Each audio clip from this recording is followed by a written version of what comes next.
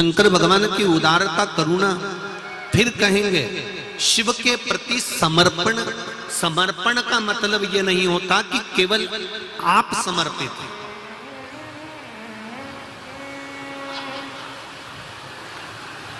समर्पण का मतलब यह नहीं है कि केवल आपका समर्पण। समर्पण का मतलब है कि देव अधिदेव महादेव भी आपके प्रति समर्पित है। फिर समझ लेना, जरा अच्छे से समझिए।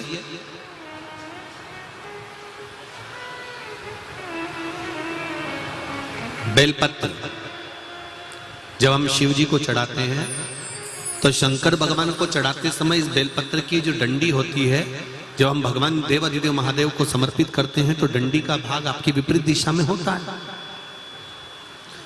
जब हम कोई कामना ना करते हुए बेलपत्र को समर्पित करते हैं तो डंडी का भाग विपरीत होता है। पर जब हमारी कोई कामना होती है, हम कुछ भगवान से अगर लेना चाहते हैं, मांगना चाहते हैं, भगवान से हम कुछ कहना चाहते हैं, तो ये बेलपत्री की डंडी का मुख अशोक सुंदरी की ओर हो जाता है। कहां कर देते हैं फिर इस डंडी को? जम के बोलो जरा। मतलब ये शिवलिंग, शिवलिंग से जहां जल धारा, जल बह रहा है, फिर जब हम शंकर के शिवलिंग पर बेलपत्र चढ़ाते हैं तो डंडी का मुख अशोक सुंदरी की ओर कर देते हैं। जब हमारी कोई कामना होती है तब,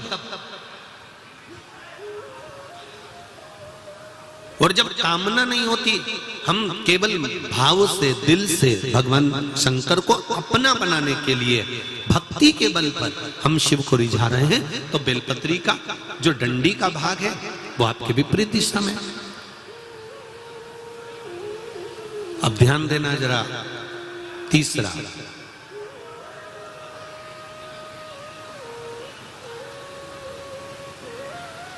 शंकर भगवान को जो बेलपत्र चढ़ती है वो उल्टी चढ़ती है। सब लोग ऐसे ही चढ़ाते हो ना? अरे बोलो तो जम के। मतलब ये जो चिकना चिकना सा भाग है ये शिवलिंग की ओर होता है, ठीक है? पर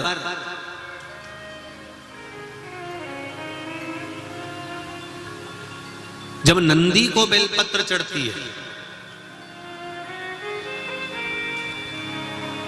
जब नंदीश्वर को बेलपत्र चढ़ती है, तो वो बेलपत्र उल्टी नहीं चढ़ती, वो बेलपत्र सीधी चढ़ती है। कारण, उसका क्या कारण होता है? आसन के ऊपर कोई बैठ रहा है तो आसन उल्टा बिछाओगे कि सीधा बिछाओगे? बोलो बोलो जम के। सीधा बिछाओगे ना? तो नंदी पर हम जब बेलपत्र चढ़ाते हैं तो बेलपत्र उल्टी नहीं चढ़ाना। नंदी पर जब हम बेलपत्र चढ़ाते हैं तो सीधी चढ़ाते हैं। उसका कारण क्या है कि नंदी पर भगवान शंकर आसन लगाकर बैठते हैं तो हमारी बेलपत्री का सुख उनको प्राप्त हो जाए।